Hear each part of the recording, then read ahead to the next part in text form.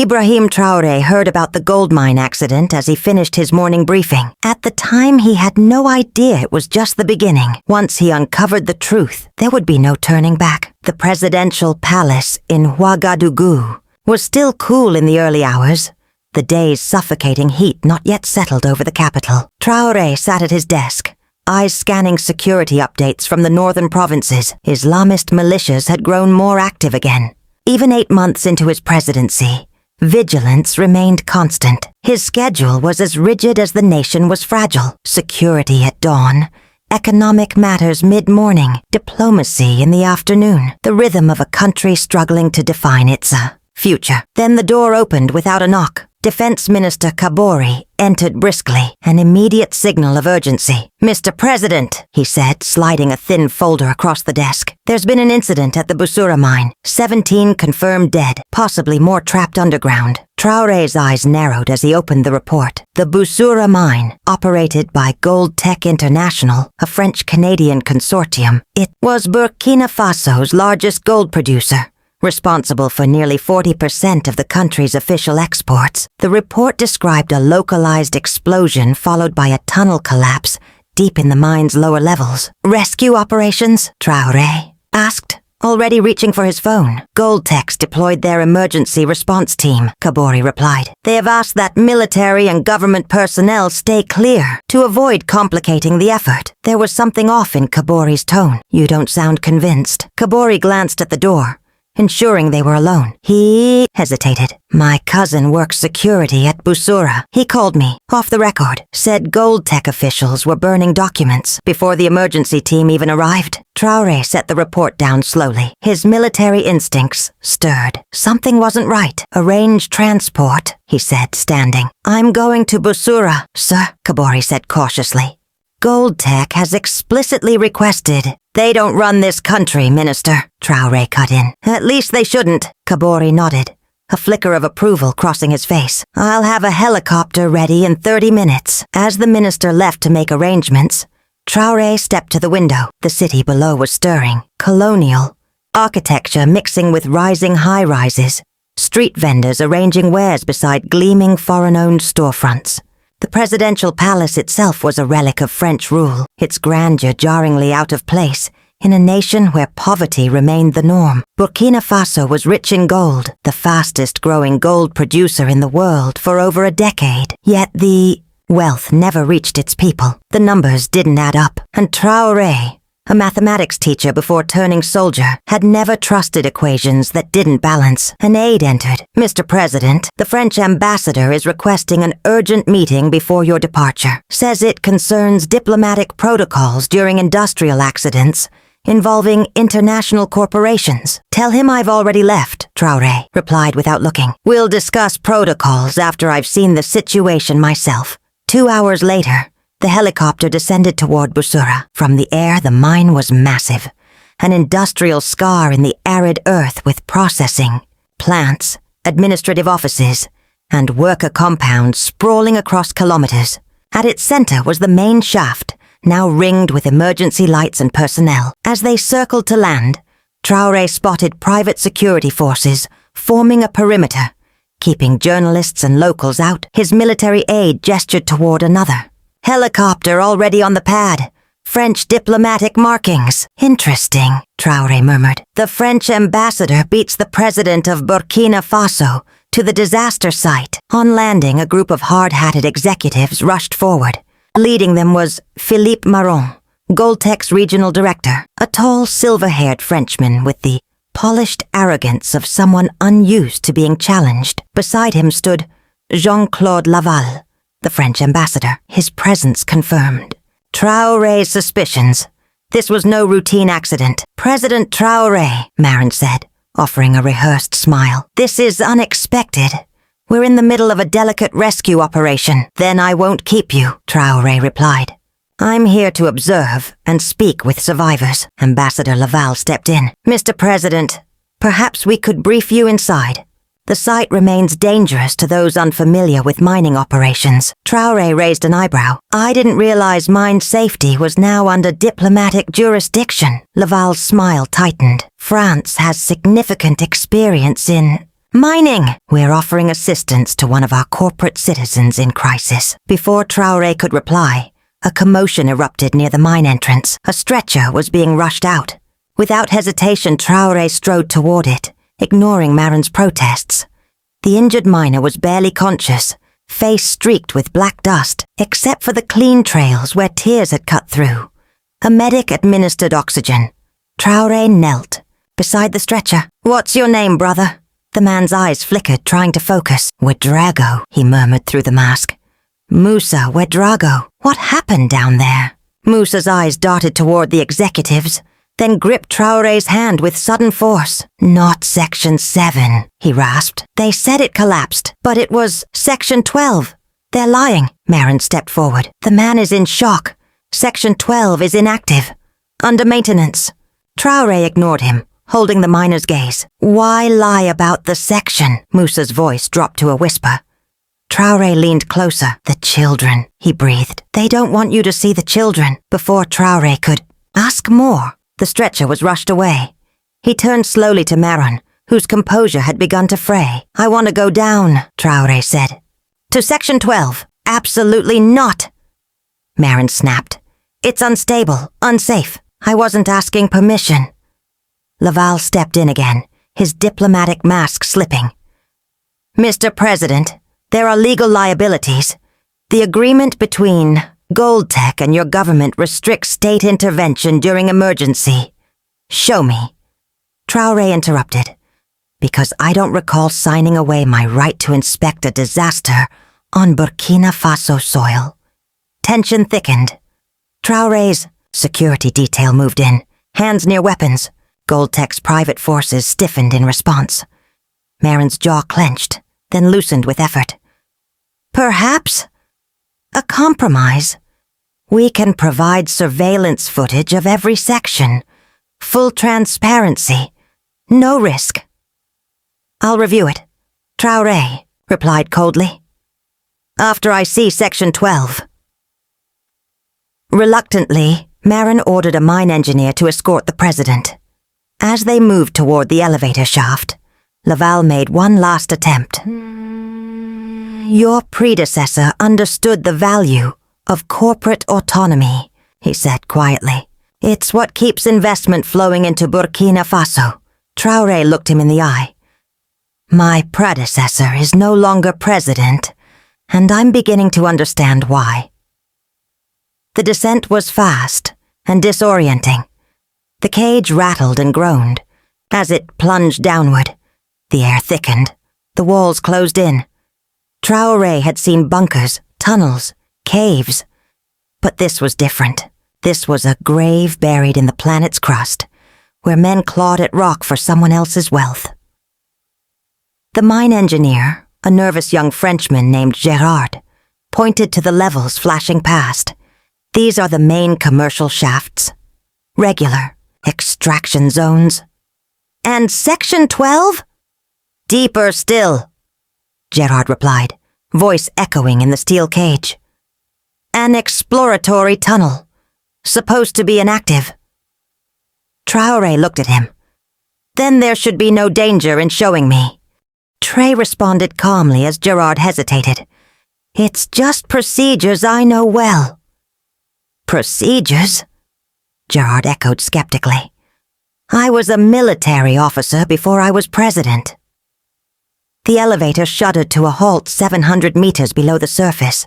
When the doors slid open, a dim tunnel stretched before them, its steel supports groaning under pressure, the air thick with dust, and the acrid tang of spent explosives. "This is Section 8, Gérard said, consulting his tablet.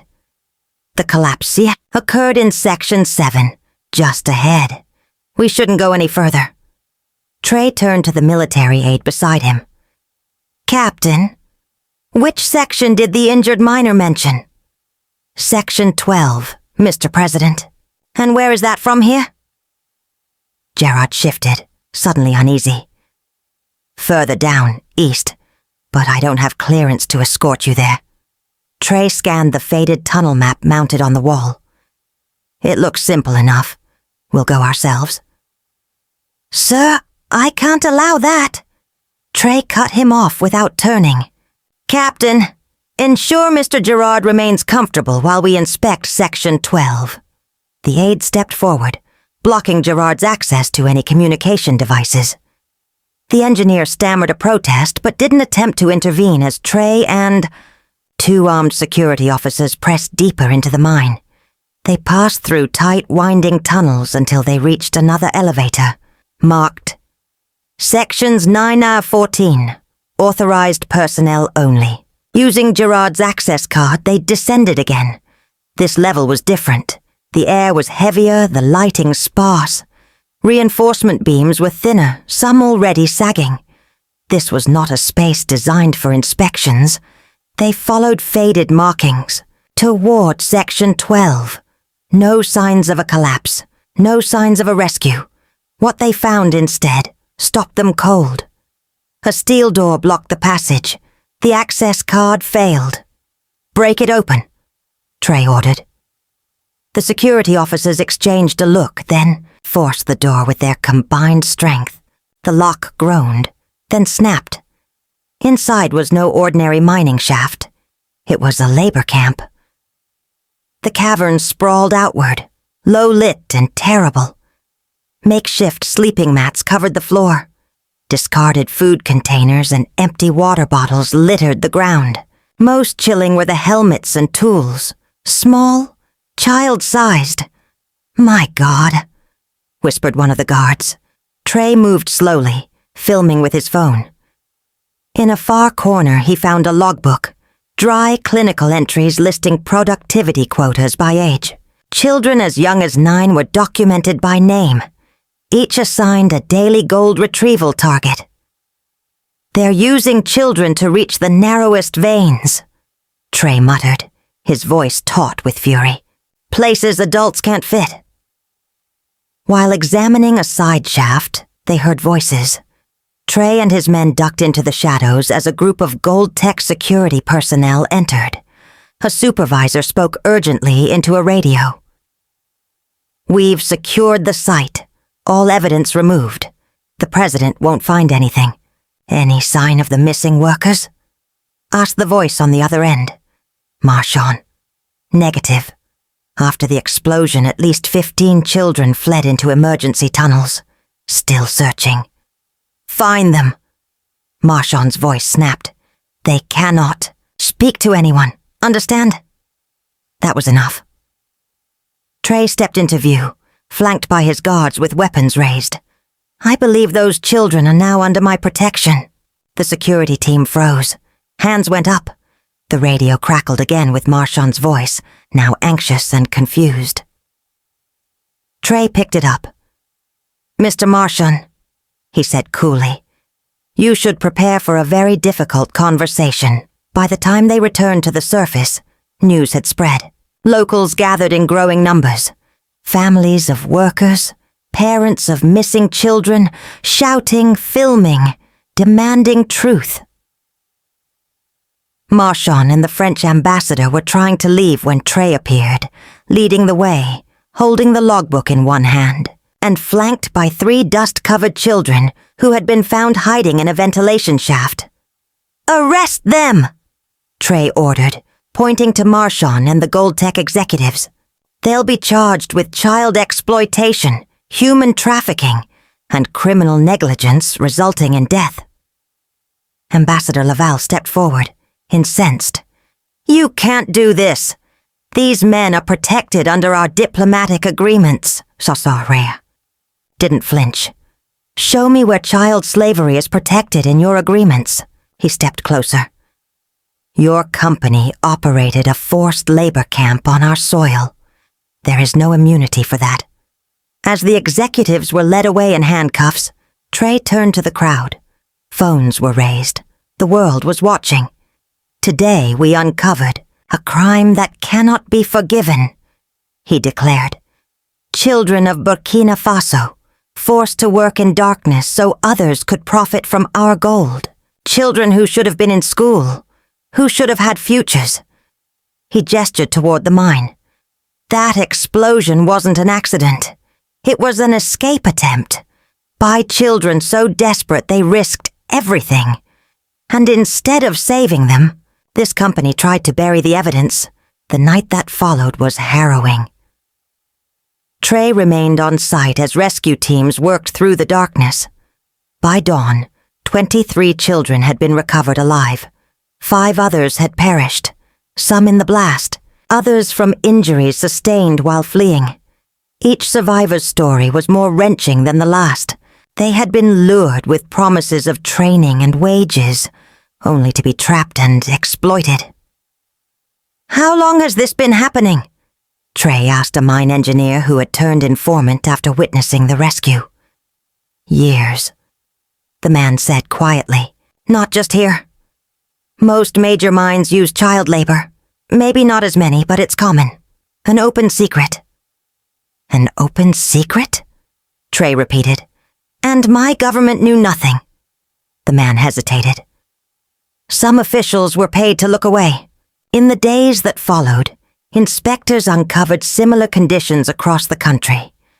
Goldtech had systematically exploited child labor to reach narrow seams inaccessible to adults. Financial records showed billions in undeclared gold funneled through diplomatic channels. At an emergency cabinet meeting, some ministers urged caution. "These companies provide jobs," said the finance minister.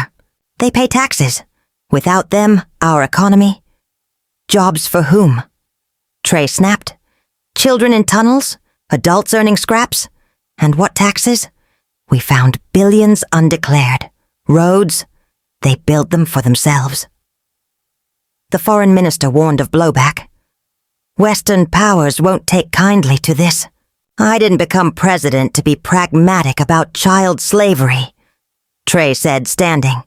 "Prepare for nationalization, all of it." A week later, he addressed the nation from the presidential palace.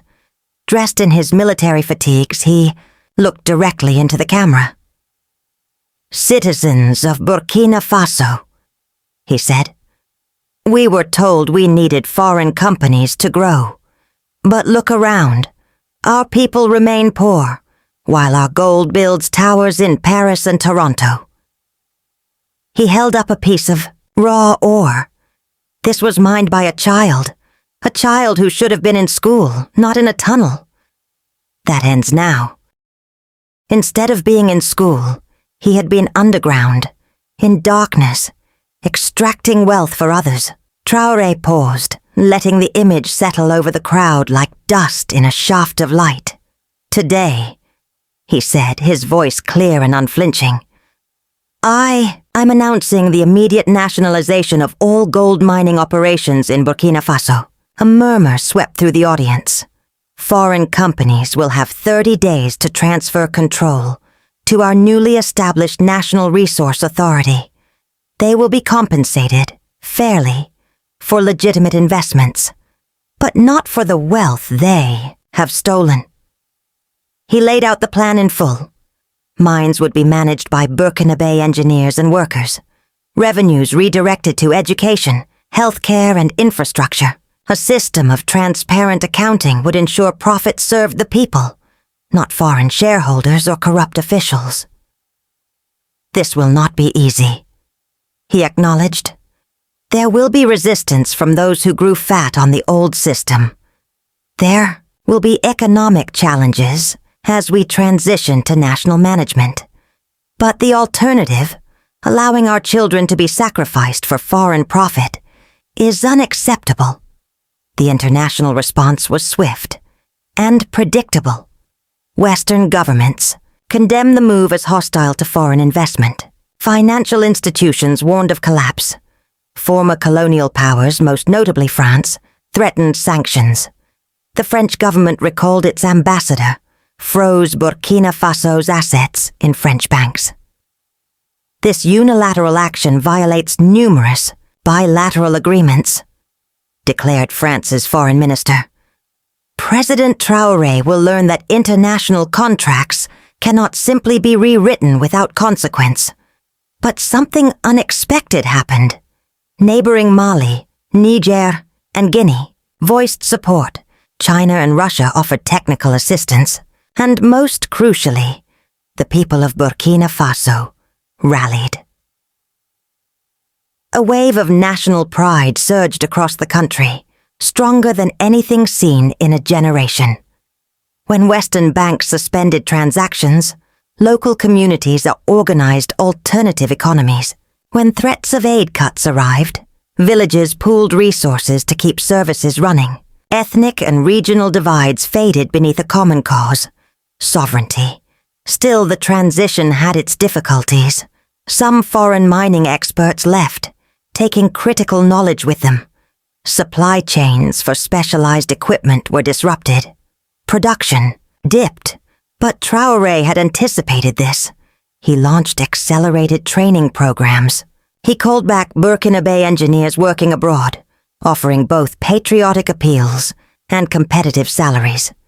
He negotiated new supply lines through non-Western partners. Most importantly, he was honest with his people. He spoke openly about the hardships, the temporary sacrifices needed for lasting independence. 3 months later, he invited international journalists to the Busura mine, now operated entirely by Burkinabe staff. The transformation was striking. Safety standards had improved. Workers received fair wages. And beside the mine, a modest school had risen, built with a portion of the mine's profits. This, Traoré told the reporters, gesturing toward the children inside. This is our golden palace, not because it is lavish, but because it holds the true value of our gold, the future of our children. A reporter from a French outlet raised his hand. President Traoré, Western economists predict the collapse of Burkina Faso's mining sector without foreign expertise. How do you respond? Traoré smiled, but it was not a smile of amusement. The same expertise that created child labor camps. I think we'll manage without it. He gestured through the window to the mine. Look around you. The same Burkinabe, who did the work before, are doing it now. The difference is, who benefits? Another reporter pressed him. The French government has frozen your assets in European banks. How will you survive the sanctions? By remembering what wealth truly is, Traoré replied. Is it numbers in foreign accounts? Or is it the resources beneath our feet, the skills of our people, our right to decide our own future? The press conference ended. But Traoré lingered at the school.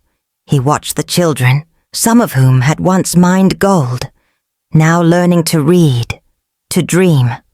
From darkness to light, from exploitation to opportunity, one boy, no older than 11, approached.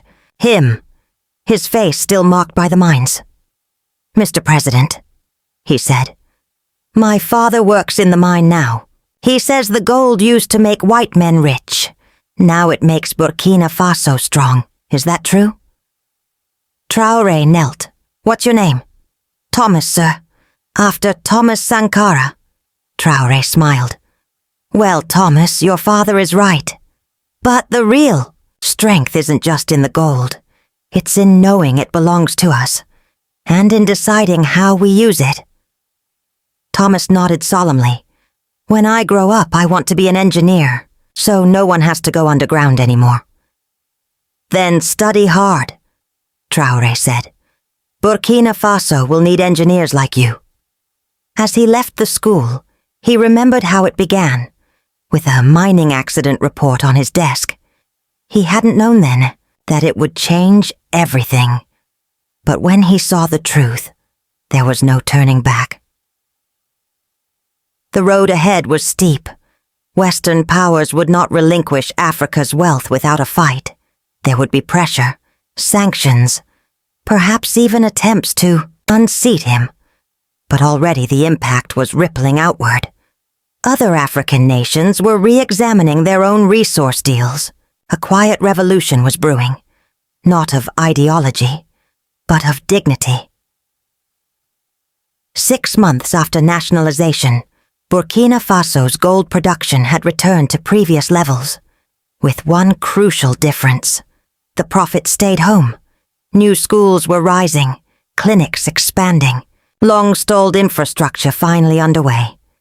Children once sent to mines were now dreaming of futures. Workers once invisible now felt pride, ownership. In his palace office, Traoré reviewed updates. The economic graphs were promising. But it was the stories that mattered more. Former child miners graduating, villages building clean water systems, young engineers returning home, not for money but for country. One evening his aide announced a visitor, Musa Wedo, the miner who had first spoken of Section 12. Wedo stood awkwardly in worn clothes. "Mr. President," he said, "my nephew was one of the boys from Busura. He's in school now. I came to thank you." "No," Traoré replied. "I should thank you. Your courage set everything in motion." Wedo shook his head. "I only spoke. Others heard the same truth and did nothing. You acted." As Traoré watched the man leave, he reflected on the weight of choices, the choice to investigate instead of accept, to confront power instead of appease it, to place a child's future above a foreign dividend. When he had seen those children, in the dark there was only one choice he could live with. And though the road ahead remained hard, though the pressure from abroad mounted daily, Traoré knew, without a shadow of doubt, he had made the right one. The gold of Burkina Faso would finally serve its people, and that was worth any price.